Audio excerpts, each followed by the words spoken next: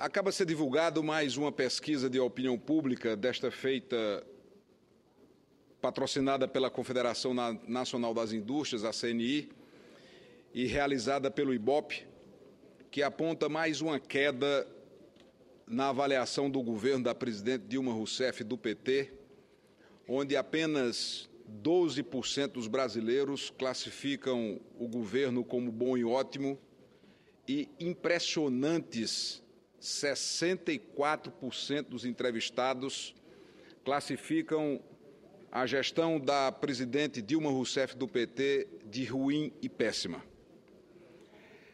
E é preciso que se faça uma avaliação sobre por que um governo se deteriora, se desfaz tão rapidamente, uma vez que o mesmo IBOP, na última pesquisa publicada em dezembro do ano passado, atribuía ao governo da presidente Dilma uma avaliação de 40% de ótimo e bom. E por que esse quadro de esfacelamento que se constata em todas as pesquisas de opinião pública? Não estamos falando apenas de uma aferição isolada, mas é uma série de pesquisas que confirmam aquilo que nós sentimos nas ruas, que é a insatisfação generalizada das pessoas com os destinos do Brasil. E a insatisfação decorre, em primeiro lugar, do que aconteceu na campanha eleitoral, quando a presidente da República, para conseguir sua reeleição, mentiu ao povo brasileiro. E as pessoas se sentem logradas, enganadas, traídas na confiança, porque na eleição de 2014 o povo terminou elegendo uma propaganda, um produto de marketing, e não alguém que tinha responsabilidade de apresentar a realidade do país, convocar a nação para a solução dos impasses, da crise que já estava instalada, mas que optou pelo caminho mais fácil do engodo. E as pessoas não admitem isso. Ontem, quando a Comissão de Assuntos Econômicos recebeu a presença do ministro Joaquim Levy, muitas respostas que foram, melhor dizendo, muitas perguntas que foram dirigidas ao ministro ficaram sem respostas. Inclusive, eu pessoalmente perguntei ao ministro em que data as medidas do ajuste econômico que estão anunciadas e tramitam já no Congresso Nacional começaram a ser concebidas. O ministro não respondeu, porque não tinha condições de responder, porque ele teria que dizer que as medidas começaram a ser planejadas, engendradas, montadas desde o ano passado. O que atesta, senadora Thaídes, de forma cabal, que, obviamente, o governo conhecia a realidade do Brasil já no ano passado e que escondeu de forma deliberada essa realidade exatamente para tentar ganhar a eleição, que foi ganha com uma diferença pequena dos votos.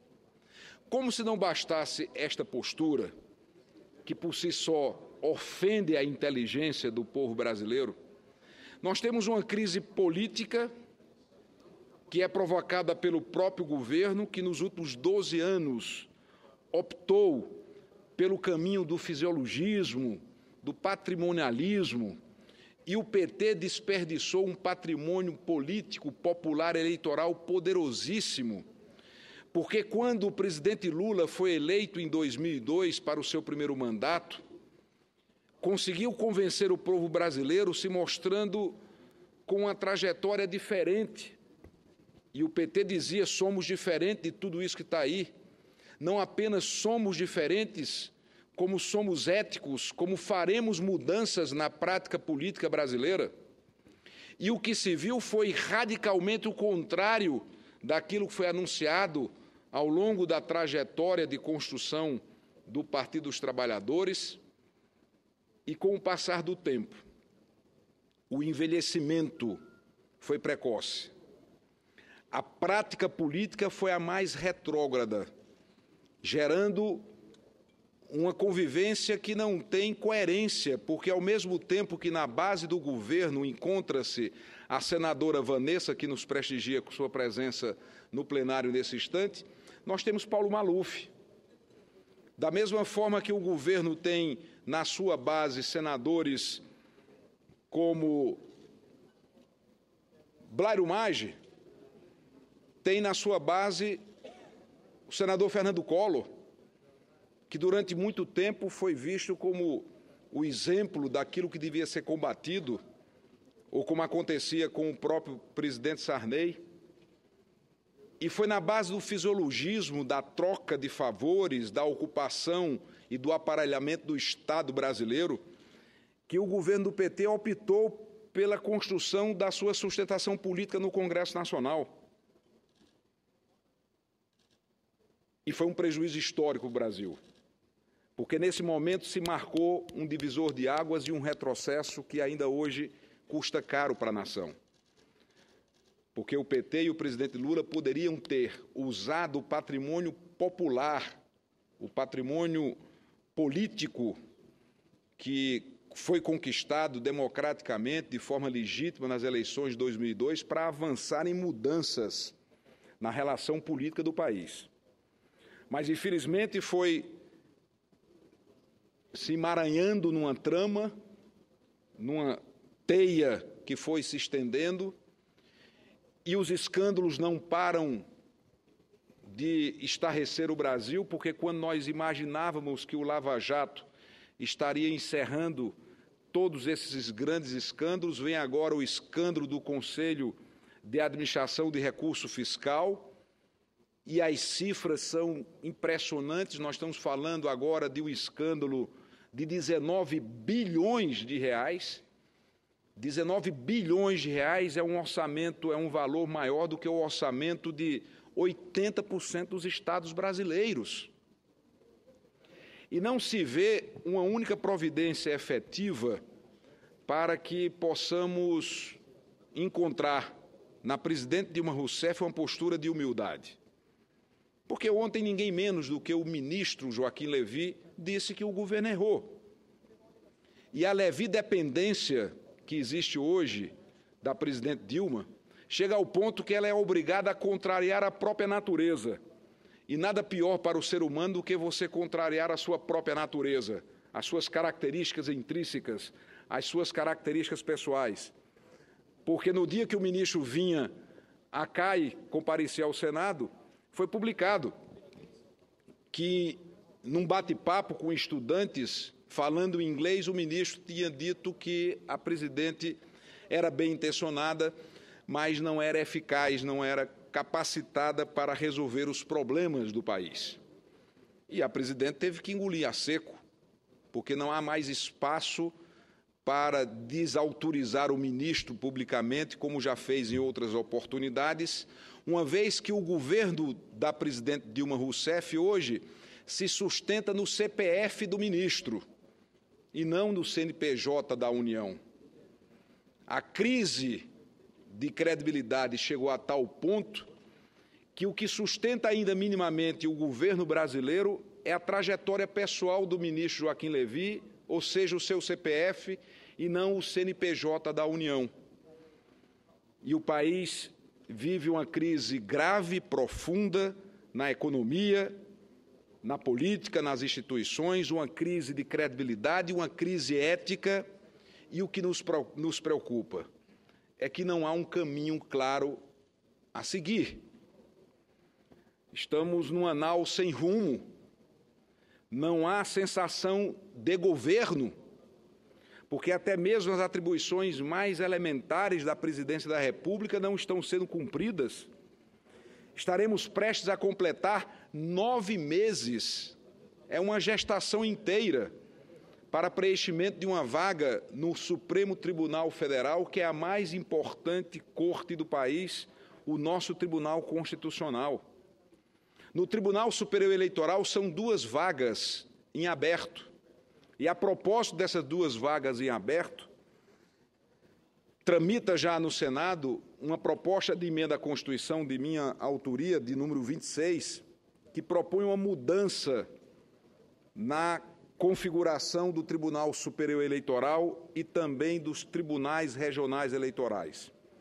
Eu sou advogado, regularmente inscrito na OAB, minha inscrição 6836 OAB-PB, e, portanto, não posso ser acusado de estar atuando contra a minha categoria. Mas é inaceitável que advogados se convertam momentaneamente em juízes e depois retornem para os seus escritórios de advocacia, como é estabelecido na regra atual. Há aí um conflito de interesse insuperável. Uma coisa é você ter o quinto constitucional quando um jurista deixa a sua trajetória de profissional liberal como operador do direito e se transforma de forma vitalícia num juiz, num magistrado. Esse modelo é defensável e eu o aprovo. Outra coisa completamente diferente é um advogado que deixa a sua banca por 2 anos, leva para dentro dos tribunais as relações que mantém com os clientes e depois de 2 ou 4 anos, porque eles podem ser reconduzidos para um mandato de mais 2 anos, retornam para o seu escritório de advocacia. Há um conflito de interesse que é insuperável. Portanto, a minha proposta visa substituir a representação dos juristas por juízes federais, no caso dos tribunais regionais eleitorais. Lembrando sempre, senador Zé Medeiros, que a justiça eleitoral, ao contrário do que alguns imaginam, é uma justiça federal e que a representação da justiça federal é reduzida, porque hoje na formação dos TREs só tem um juiz federal. São 2 desembargadores, 2 juízes estaduais e os 2 advogados, além, claro, do juiz federal.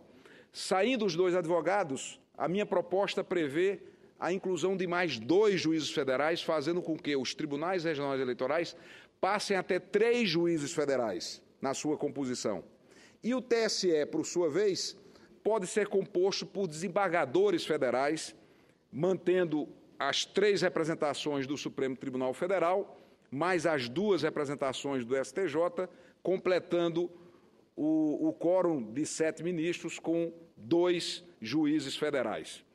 Portanto, essa mudança me parece importante e num instante em que no Tribunal Superior Eleitoral 2 vagas de juristas estão em aberto e serão indicados pela presidente Dilma Rousseff, que, por sua vez, será julgada pelo Tribunal Superior Eleitoral. O povo brasileiro, eu concedo, pedi só para concluir o raciocínio, em instantes eu terei prazer em ouvi-los. O povo brasileiro, manifestando sua insatisfação, tem falado do impeachment da presidente, se fala muito nesse tema nas ruas, eu já esclareci a minha posição pessoal sobre esse tema, já falei em nome do partido, não é uma palavra que possa ser criminalizada, porque o procedimento do impedimento do mandato presidencial consta da nossa Constituição e o que é constitucional não pode ser confundido como golpismo. Só que existe algo que a própria imprensa não tem dado a atenção devida, porque quando, passadas as eleições, a presidente Dilma Rousseff foi diplomada, a legislação eleitoral, senador Luiz Henrique, estabelece uma ação específica, que é a ação de impugnação de mandato eletivo, a AIME. E, portanto, tramita no Tribunal Superior Eleitoral uma AIME, impugnando a diplomação da presidente Dilma Rousseff. Quando o processo foi encaminhado, a ministra Maria Tereza, que representa a vaga do STJ, junto com o ministro Noronha no TSE, não conheceu a ação. E esse não conhecimento foi naturalmente repercutido pela imprensa e a sociedade brasileira como um todo e a própria mídia passou a ter a falsa ideia de que a ação teria morrido. E a ação não morreu, porque houve um agravo da decisão da ministra Maria Tereza. No momento do julgamento do agravo, o ministro Gilmar Mendes pediu vista e está com voto vista a ser apresentado. E nós tivemos fatos novos que tornam robusta a prova que poderá levar à cassação da presidente Dilma Rousseff. A primeira, o avanço das investigações da Lava Jato, onde fica cada vez mais claro o beneficiamento da campanha eleitoral com recursos dos desvios praticados na Petrobras. Segundo argumento, que passou a ter uma característica muito forte e robusta como elemento de prova, a auditoria do Tribunal de Contas da União, que apurou as denúncias realizadas durante a campanha eleitoral da utilização indevida da empresa de Correios, e quem tiver boa memória haverá de se recordar que na campanha eleitoral foram muitas as denúncias apresentadas, inclusive com matérias na imprensa, vídeos na rede social, com verdadeiros flagrantes de utilização dos Correios de forma ilegal por parte da campanha da presidente Dilma Rousseff. Pois bem, agora temos, exarado pela auditoria do Tribunal de Contas da União, um robusto parecer que comprova que os Correios foram utilizados sem a devida contratação da campanha da presidente Dilma Rousseff, o que caracteriza um abuso de poder político, um abuso de poder econômico, que, havendo um julgamento isento, terá um só resultado: a cassação do mandato da presidente Dilma Rousseff e do seu vice, Michel Temer. E, com isso, talvez você encontre uma saída institucional para essa crise toda, porque, cassada o diploma da presidente e do vice, antes da segunda metade do mandato, convoca-se novas eleições. O presidente da Câmara, Eduardo Cunha, que é do PMDB, assumiria a presidência da República temporariamente, convocaria as novas eleições, onde o próprio presidente Lula poderia disputar. E aí a sociedade vem para fazer o debate, com a possibilidade do próprio Lula disputar a eleição e com os outros candidatos que se apresentem. Então, eu chamo a atenção do Senado Federal, chamo a atenção da imprensa brasileira, para mostrar que as ações do Tribunal Superior Eleitoral não morreram. Apenas foi divulgada a notícia que houve o não recebimento da ação, mas o agravo foi interposto, e deste agravo temos um voto vista do ministro Gilmar, que, ao seu tempo e ao seu prazo, estará submetendo ao plenário do Tribunal Superior Eleitoral o voto vista, para que o processo tenha sequência.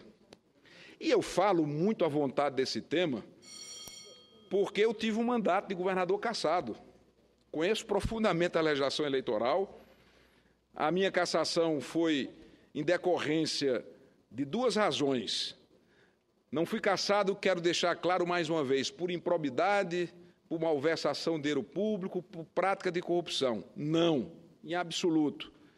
A minha cassação decorreu de artigos publicados por um jornalista no jornal A União, que é um jornal oficial do governo da Paraíba, e a Justiça Eleitoral entendeu que 3 ou 4 artigos do colunista Geovaldo de Carvalho, elogiosos ao governo que eu realizava, teriam interferido, vejam só, no resultado da eleição. Então, 3 ou 4 artigos teriam interferido no resultado da eleição. Outro motivo foi um programa social muito semelhante ao Bolsa Família, que nós suspendemos no microprocesso eleitoral, exatamente para não ter essa interpretação, mas que a Justiça Eleitoral entendeu que também interferiu no resultado da eleição. Então, deixa claro que não fui afastado do governo da Paraíba por corrupção, malversação de dinheiro público, improbidade, nada disso. Vossa Excelência, permite uma parte? Permita, escuto com prazer o senador Luiz Henrique. Nobre líder Cássio Cunha Lima, que bom que a Paraíba o tem. Que bom que o Brasil o tem. Vossa Excelência é um homem público, como era seu pai. O saudoso e inesquecível Ronaldo, companheiro extraordinário, guerreiro na luta pela redemocratização desse país, poeta que sonhava com um Brasil desenvolvido, justo socialmente. E Vossa Excelência é a síntese disso. Vossa Excelência é homem probo. Vossa Excelência não precisava estar na tribuna dando essas explicações, porque nós o conhecemos, o Brasil o conhece e aplaude. Agradeço, senador Luiz Henrique, pela parte, pela gentileza das palavras, mas eu quis situar o meu processo de afastamento do governo, a minha cassação, de forma muito clara, de forma muito transparente, porque posso olhar o povo da Paraíba de fronte erguida. Claro que isso é usado nos embates políticos permanentemente, né, como moeda de ataque, de enfraquecimento, e eu vou carregar isso para o resto da vida. Paciência, faz parte do jogo político. O que eu estou querendo dizer é que as pessoas falam muito, né, nessa saída de uma crise, eventualmente, que se agrave ainda mais grave do que já está, através do impeachment, e esquecem que as instituições estão funcionando, nós temos instituições que estão funcionando e que confiamos na Justiça Eleitoral brasileira e que vai analisar todos os episódios de abuso de poder político e de abuso de poder econômico que foram praticados no processo eleitoral. O que a sociedade exige é a prestação jurisdicional por parte do Tribunal Superior Eleitoral. O que não será admitido, claro, é embargo de gaveta, e não se cogita imaginar que na Corte Suprema da Justiça Eleitoral brasileira se tenha embargo de gaveta, procrastinações indevidas. Haverá um julgamento isento, um julgamento imparcial e que, com certeza, culminará na sanção à presidente Dilma Rousseff e ao vice-presidente Michel Temer, que terão os seus diplomas cassados, porque restará provado os abusos praticados durante a eleição. Eu escuto com prazer, para concluir, senhor presidente, meu pronunciamento, o senador Ataídes, na sequência, concedo a parte ao senador Zé Medeiros, para que nós possamos concluir a fala. Obrigado, senador e líder. Eu vou fazer um apelo, claro que eles vão fazer uma parte a Vossa Excelência, porque alguns senadores têm que viajar e estão fazendo um apelo lá de baixo para mim. Então, essa posição antipática, mas com uma boa vontade é minha, vamos conceder uma parte, mas com brevidade, para que o senador possa responder da tribuna. Vou ser o mais breve possível.